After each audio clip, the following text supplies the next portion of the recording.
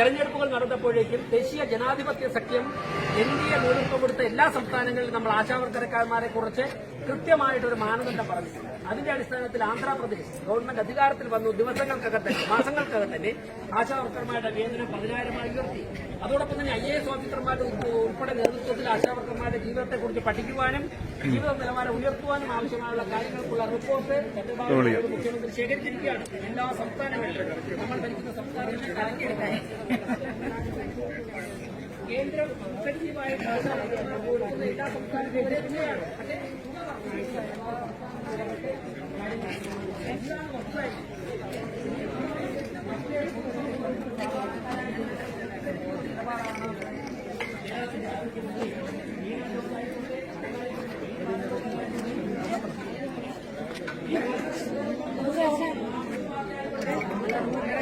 ഇറങ്ങാൻ പറഞ്ഞു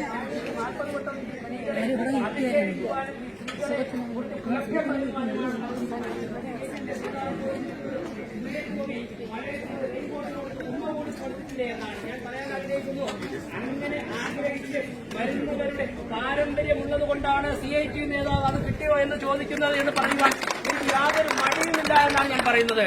ഈ ആശാവർക്കർമാരൊക്കെ ഉണ്ടല്ലോ, അവര് നിങ്ങൾ പ്രതീക്ഷിക്കുന്നത് പോലെ അത് ആഗ്രഹിച്ചു വരുന്നവരല്ല.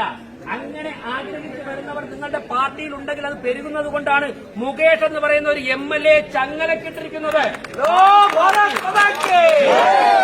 സുരേഷ് ഗോപിയോട് ആ ചോദ്യം ചോദിച്ചവരോട്, അല്ലെങ്കിൽ സുരേഷ് ഗോപിയുടെ സന്ദർശനത്തെ തുടർന്ന് ആ ചോദ്യം ചോദിച്ച CPM-നോട് ഞങ്ങൾ പറയുന്നു, ഇന്ത്യയിൽ ഈ നാട് ഇന്നേ വരെ ഒരു പാർട്ടിയുടെ സമ്മേളനം നടക്കുമ്പോൾ ആ സ്ഥലത്തുള്ള ജനപ്രതിനിധിയോട് ഇവിടെ സ്ത്രീകളുണ്ട്, അതുകൊണ്ട് താങ്കളെ ഇങ്ങോട്ട് കണ്ടുപോകരുത് എന്ന് പറയേണ്ടി വരുന്ന ഒരവസ്ഥ ഈ നാട്ടിൽ ആദ്യമായിട്ടാണ് മാർക്സിസ്റ്റ് പാർട്ടിക്ക് സംഭവിച്ചിരിക്കുന്നത്.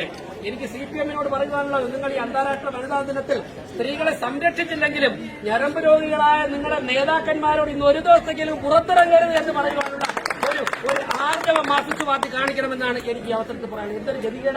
എന്തൊരു ഗതികേടാ. CPM-ന്റെ സംസ്ഥാന സമ്മേളനത്തിലെ പ്രകടന പത്രിക അല്ലെങ്കിൽ അവരുടെ റിപ്പോർട്ടിനേക്കാൾ കൂടുതൽ ഇന്നലെ രാവിലെ മുതൽ മാധ്യമങ്ങൾ ചർച്ച ചെയ്യുന്നത് MLA എവിടെ എന്നാണ്. സോഷ്യൽ മീഡിയ ഫേസ്ബുക്കിലൊക്കെ ഒന്ന് കയറി നോക്കാനും സാധിക്കുന്നില്ല. എല്ലാം തന്നെ മുകേഷിന്റെ രാത്രി 8 മണി കഴിഞ്ഞുള്ള ഫോൺ സംഭാഷണങ്ങൾ കൊണ്ട് നിറഞ്ഞിരിക്കുകയാണ് ഫേസ്ബുക്ക്. അത് ക്ലോസ് ചെയ്തതിനെ കുറിച്ച് ജനങ്ങളൊക്കെ തന്നെ ആലോചിച്ചു തുടങ്ങിയിരിക്കുക. ഇതവസ്ഥ ഈ സംസ്ഥാനം ഭരിക്കുന്ന പാർട്ടിയുടെ അവസ്ഥ.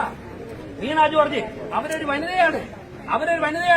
വീണ ജോർജ് ഒരുപാട് വാർത്തകൾ വായിച്ചിട്ടുള്ള ആളാണ്. പക്ഷേ വീണ ജോർജ് നിയമസഭയിൽ നാവെടുക്കുന്നത് കള്ളം പറയാൻ വേണ്ടി മാത്രമാണ് എന്നുള്ള കാര്യത്തിൽ യാതൊരു സംശയവുമില്ല.